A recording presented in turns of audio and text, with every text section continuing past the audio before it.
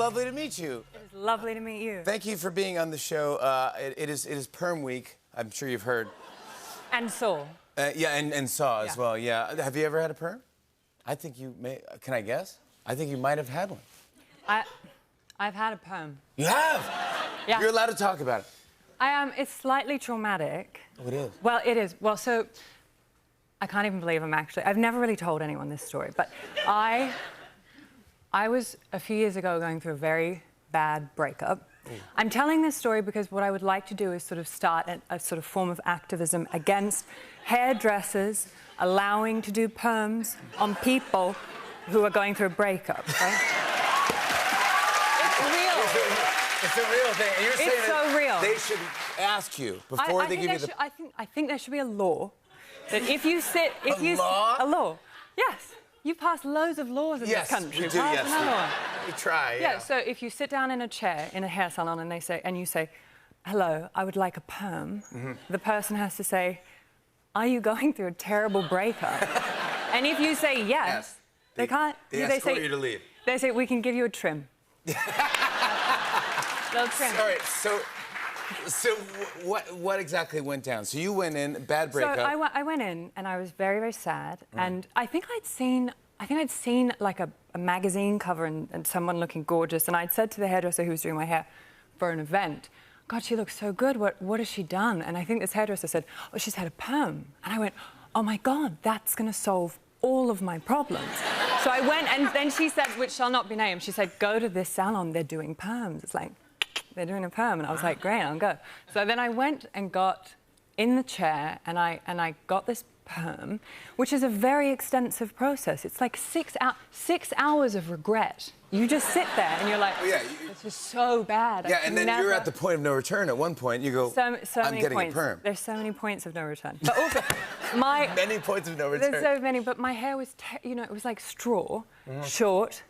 Do you know what I mean? Like, it was already kind of snappy, and it was so bad. It was rough. It was so rough. Anyway, but the worst, here's the real, like, clincher for me, is that my hair didn't do the permy thing. So they took the thing... Chris looked amazing, right? Of course, yes. We said this, yes. He looked amazing. Great. So then, when they took the little Twizzler thingies out... Yeah. It was just, like, the saddest, like, most, like, wilted little thing. So did you look like an extra from, like the girl from The Ring or something? What did you look like? I looked like when I was in primary school, and I thought, I know, I'm going to sleep in, like, curlers. Or, my God. It was sad, it was so bad. And then I remember I walked out of the hair salon and my phone rang, and it was my publicist, my amazing publicist, Lisa. And I pick it up, and she goes, oh, hi, honey, how are you? And I said, Lisa, I just got a perm. And then there was this, like, 15-second pause, and then she just said, oh, honey, why? It was so bad. That's a great response. It was so bad. Oh, honey, why? Oh, honey, why? Why? Like, the pain in her. Oh, my God. And I knew she was thinking, when is she ever in public, like, in the next 5 to 6 months? Yeah, because you have to just grow it out. You don't have an option. Cancel. You have to shave all your hair off, yeah. I got to say, you were phenomenal in The Crown. Congratulations on all the accolades.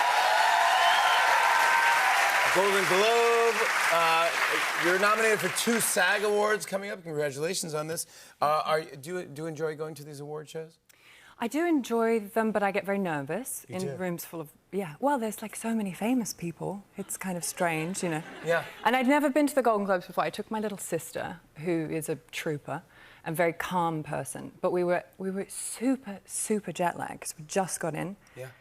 And the next day we were thinking about it, and because I didn't really meet that many people, and I was thinking, what was I doing? And then I realised that we basically were, like, treating it like we were in a Jane Austen novel.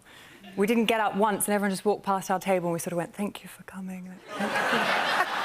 And I got a text from a friend who was watching, like, on the television, and she just said, get up and say hi to someone. And I was like, okay. Get up and say hi to someone. Just anyone.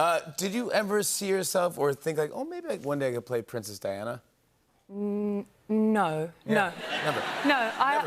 No, I never saw a resemblance, really, no. Yeah.